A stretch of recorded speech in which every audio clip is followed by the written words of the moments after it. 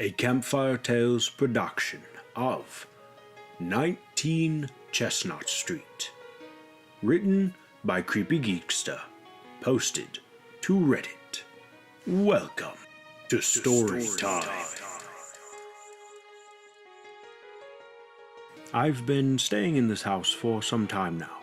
I grew up here, so I know every nook and cranny of this house. My parents moved out a while ago, leaving me here to take care of this place. I assume. They didn't say anything to me. They just packed their stuff and left. I guess they rented out from time to time, as I've seen many people come and go. Some were cool, some were assholes. But all in all, it hasn't been that bad. I stay in the attic. I turned it into a bedroom a while back. It's a little cramped, but how much space does a guy like me really need? Sometimes when I'm bored, I like to sit up there and reflect on some of the people I've come in contact with during their stay here. Like the businessman, Mr. Reynolds. He was cool, mid-30s, a ladies' man. Kept this place looking sharp. For the ladies, of course. He was always talking to some Chinese-looking guy on what he called his laptop. I don't really know what that is. Then one day he just disappeared.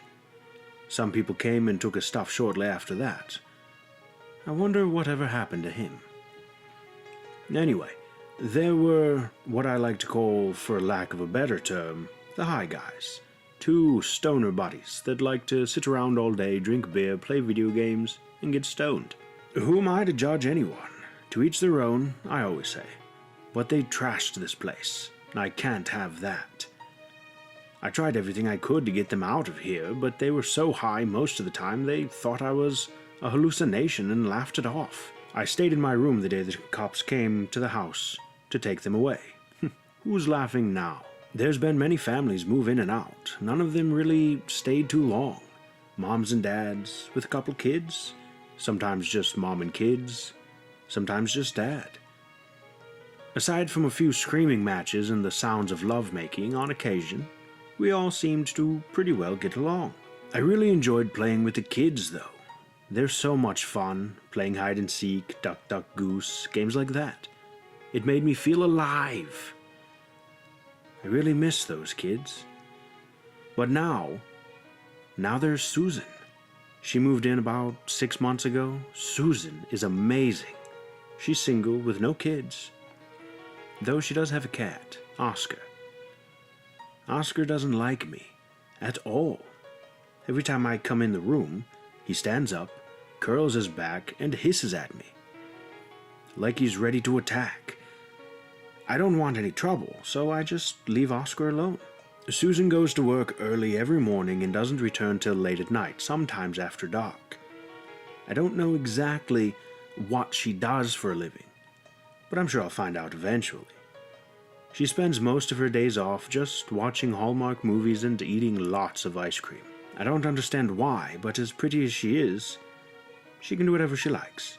Susan is about 5 feet 4 inches tall, late 20s, maybe early 30s, with beautiful long brown hair, these amazing green eyes, and a voice like an angel.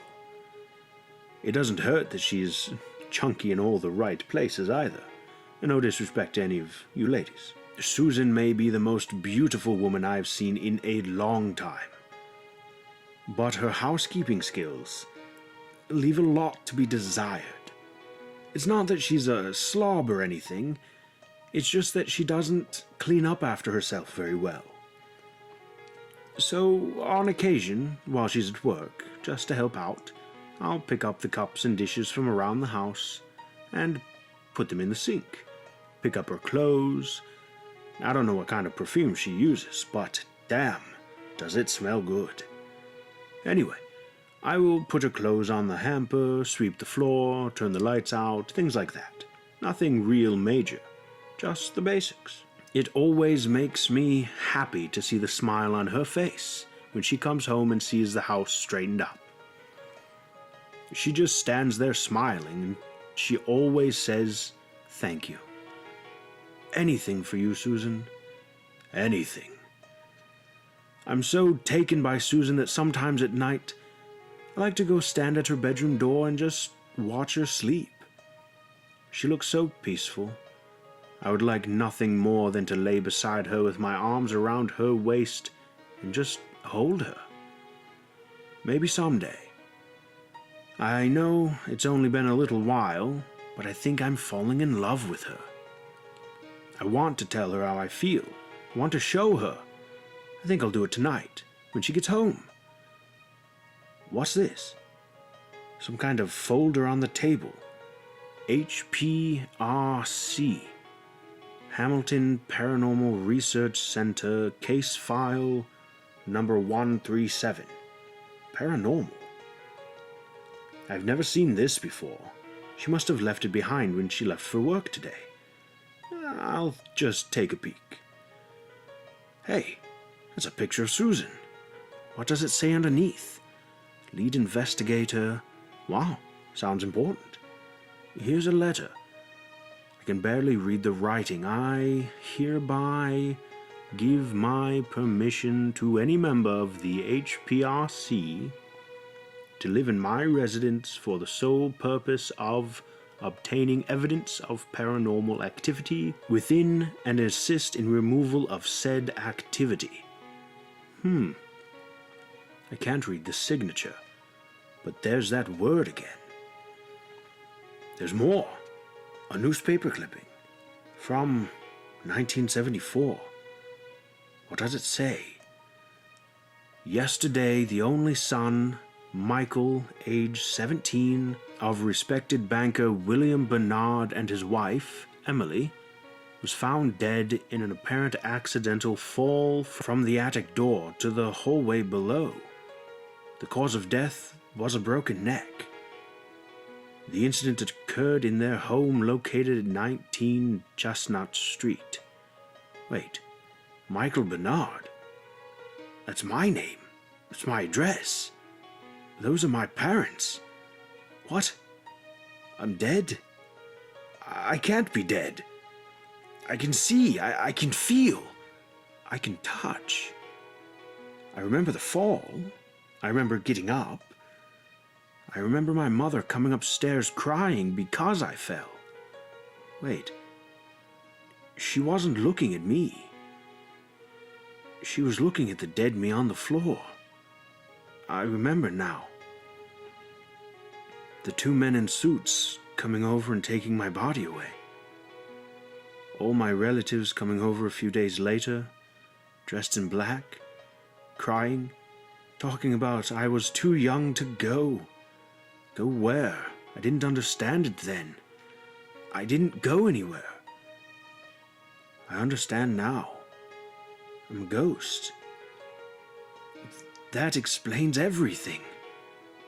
Why Mr. Reynolds never answered me when I talked to him. He couldn't see me. He couldn't hear me.